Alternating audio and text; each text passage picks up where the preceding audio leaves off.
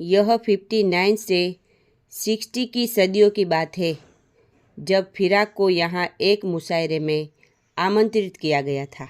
जब वे कार्यक्रम स्थल पर पहुँचे तो उनके लिए सबने खड़े होकर तालियां बजाई और कार्यक्रम बहुत उत्साह के साथ शुरू हुआ। लगभग 1 घंटे के बाद जब ये घोषणा की गई कि मीना कुमारी कार्यक्रम स्थल पर आ गई है, तो दर्शकों में कोलाहल मच गया। तो लोग उनकी एक झलक पाने के लिए उनकी ओर दौड़ पड़े, जिससे शायर हैरान और परेशान हो गए। गुस्से में फिराक ने समारोह छोड़कर जाने का फैसला कर लिया और वहाँ सबने उन्हें खूब मनाया।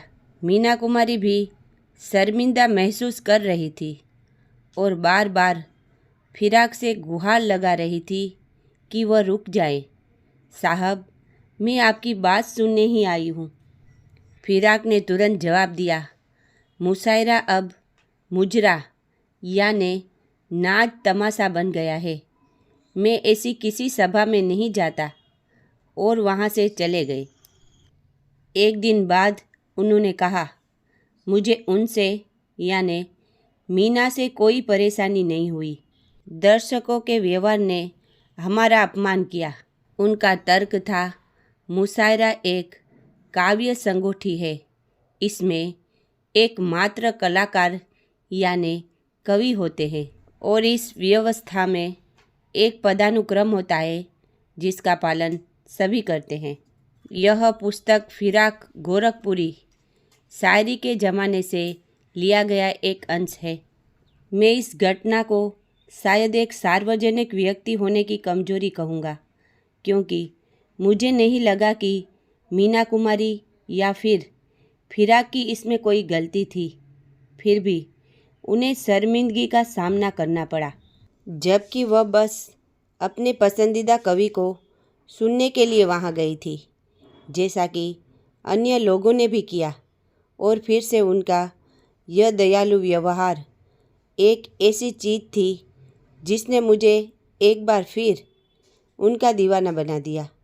न केवल उन्हें जो हुआ उसके लिए खेद था, बल्कि उन्होंने फिराक से न जाने की विनती भी की, लेकिन दुर्भाग्य से ऐसा नहीं हो सका। ये तस्वीरें उर्दू कविता प्रेमियों के लिए आयोजित कबीर दिन समारोह की है। मैं फिराक गोरखपुरी और निमी को पहचान सकता हूँ। मीना कुमारी उस तीसरे व्यक्ति को पहचानने में असमर्थ हूँ। अगर कोई इन्हें पहचानता है तो कृपया टिप्पणियों में इनका नाम उल्लेख करें। कतिल सिपाही ने मीना कुमारी के साथ अपनी मुलाकातों के बारे में बात की। उनके दुखों ने उन्हें किस तरह से तोड़ दिया, यह बात करना भी दिल दहला देने वाला है। हम अक्सर समाज की निंदा भी करते हैं, लेकिन समाज और मीडिया ने इस महान महिला के साथ जो किया वह बिल्कुल भी माफ़ करने लायक नहीं है।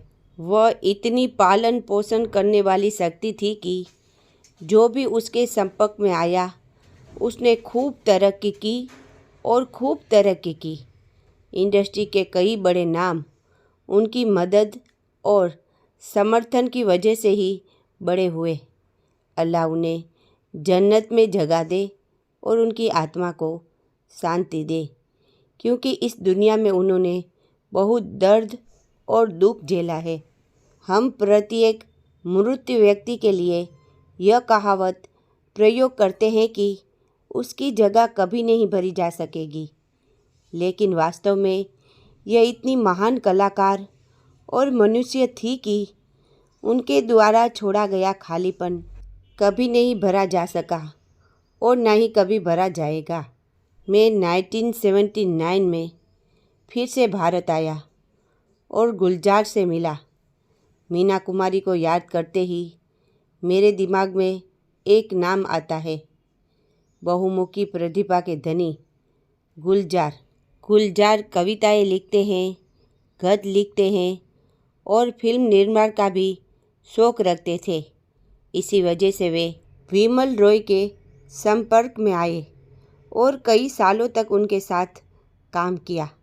इस दौरान वे मीना कुमारी के पसंदीदा लोगों में से एक बन गए। हाँ, वे दोस्त थे और मीना कुमारी उनके लिए अच्छी सोच भी रखती थी। मुझे नहीं लगता कि इससे ज़्यादा कुछ और था। ये कवि और लेखक कतिल सिपाही की जीवनी के कुछ अंश हैं।